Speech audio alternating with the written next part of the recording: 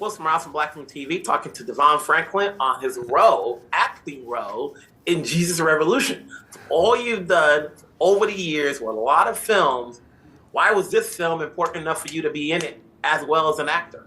Well, they offered me the part. Jon Erwin, who's one of the producers and the co-author, the co-writer of the script, and also the co-director, he and Kevin Downs, the producer of the film, called me and said, DeVon, we're making a film called Jesus Revolution, and there's a part that we want you to play.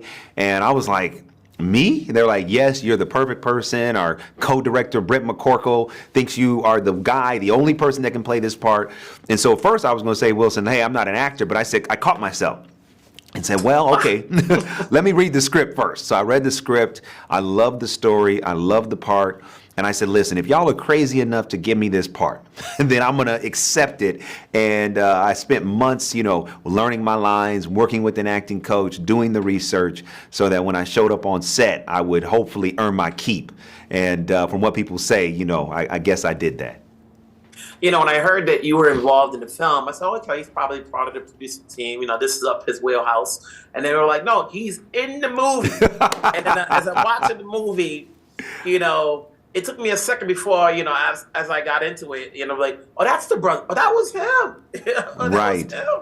Right. Knowing you're always having short hair, but in the movie you got a whole afro going on. Yes. Glasses, didn't even recognize you. So was that something that you wanted to create so that people didn't know it was you, or was that part of the times? Well, it was two things. One, it was part of the time. And also, I have, for my entire career, always worked closely and been surrounded by actors.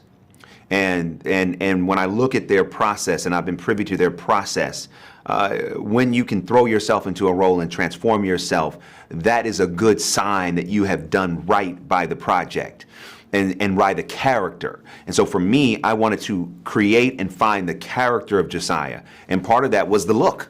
And so I worked with our director and really sent them pictures of, black journalists at the time and said, I think we should go in this direction, and the hair should look like this, and the sideburns should look like that, and the fashion should look like that, because I wanted the character to be authentic and I wanted the character to resonate. So the fact that it took you some time to recognize that it was me, I say great.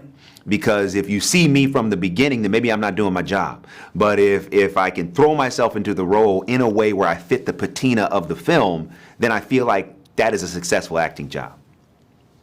Coming into this, how much did you know about the story, and is your character a composite of other characters or a real life person? I didn't know much about the story. I knew about the Time Magazine article. I was familiar with, the Time Magazine cover. I was familiar with that, but I didn't know much about the story. So when I read the script, I was blown away. And then when I had a meeting with the directors and was asking about the character, they informed me that it was a composite.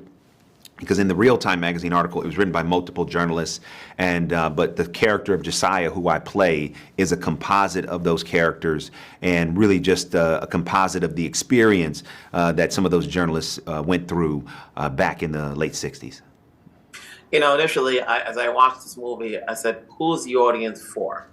And as I first watched the movie, I said, okay, it's getting to me. There's something in here, and then, with the glut of programs we have now, between what's on theaters, streaming, cable, network, VOD, along with just regular television programs, and, you see what is working at the box office. What's going to be the sell for this movie? The sell for this movie is, first of all, the movie itself. So, the filmmakers have screened this film for thousands of people already across the country as a way to build more word of mouth. And so as people have experienced the film for themselves, they become evangelists for the movie and start telling people, you got to see this film. You got to see Jesus Revolution. You've got to, get tickets in advance. Churches are buying out theaters across the country because those early screenings have been so transformative. So I think this film, it sells itself. And I think that, this film comes out on a weekend opening against Cocaine Bear. So, the idea of and that's the beauty of Hollywood. Hollywood is a place that can produce a film like Cocaine Bear and Jesus Revolution, and there's space for everyone. And I think that this movie articulates that. There's space for everyone. There's space for every walk of life. And the same way that, it started to get to you as you watched it, That's the experience that we have been privy to with early audiences that have seen the film. And my hope and anticipation is that when people go to the box office on February 24th, they will have a similar experience where not only does it get to them, but they want to tell others, you got to see this film because it will impact your life in a positive way. Now, somebody who's always been behind the scenes for such a long time, what was that feeling like being in front of the camera and then having to experience when they go, take another one, another one? You know, like, Right. Do you get antsy like everybody else? You know, we're like, okay, I've been on the other Listen. side. Now I know how it feels. Listen, let me tell you something. First and foremost, it was terrifying. Second of all, it gave me even more respect for the actors that I'm friends with that have been in my life. My buddy Trey Byers. I'm like, bro, I respect it, you know. My ex-wife Megan, I'm like, yo, I knew what you went through, but I didn't know until being on this side of the camera. So I really earned another level of respect for actors and for my entire career. You know, I've been around actors my whole career.